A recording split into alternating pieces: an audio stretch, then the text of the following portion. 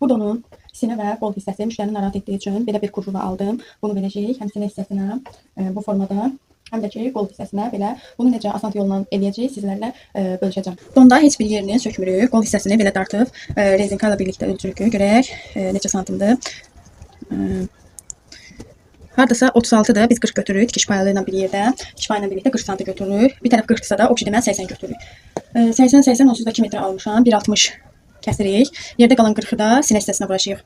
İlk öncə qolları tikirik, sonra da sinə hissəsinə keçirik. Sonra hər iki ağzını ağırlıqlayıb tikəcəyik. Elə ağırlıqladıq hər iki qolu.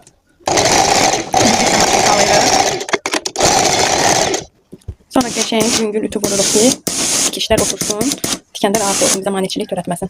Sonra götürürük bunun bu orta xəttindən donun qol altının tikişini birləşdiririk. İynəliyirik belə. Üst hissəsindən qoyuruq. Belə. Bir də burada görürsünüz, bura kimi rezin yoxdur. Bura kimi belə gətiririk. Buranı da iynəliyirik.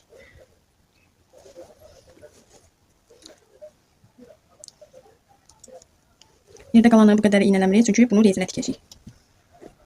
Artıq üst tikişimizi qoyuruq. İynələdiyim yerə kimi heç bir dartınma olmaz. Yəni sərbəst, rahat şəkildə sanki düz tikirmiş kimi üst tikişimizi vururuq. İynələdiyim yerdən yuxarı qalxanda rezin tərəfə darta-darta tikəcəyik. Çox super oldu. Mankende göstərəcəm, siz də çox bəyənəcəksiniz. Bu sinə hissəsi belə büzməlidir. Açırsan belə olur da. Bunu yerdə qalanı 2 hissəyə bölürük. Bu qırağından bunu çıxardaq. Belə hər iki tərəfində ağırlıqlayırıq ki, saplar çıxmasın.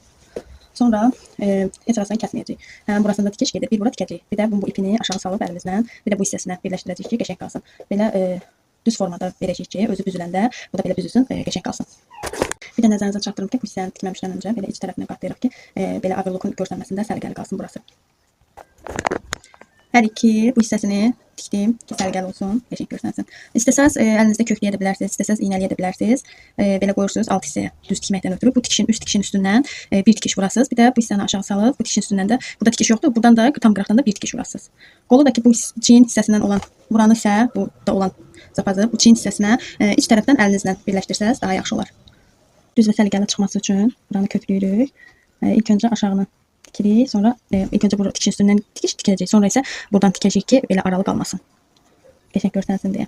Köklədiyimiz hissəni tikişin üstündən qəşəngcə tikirik.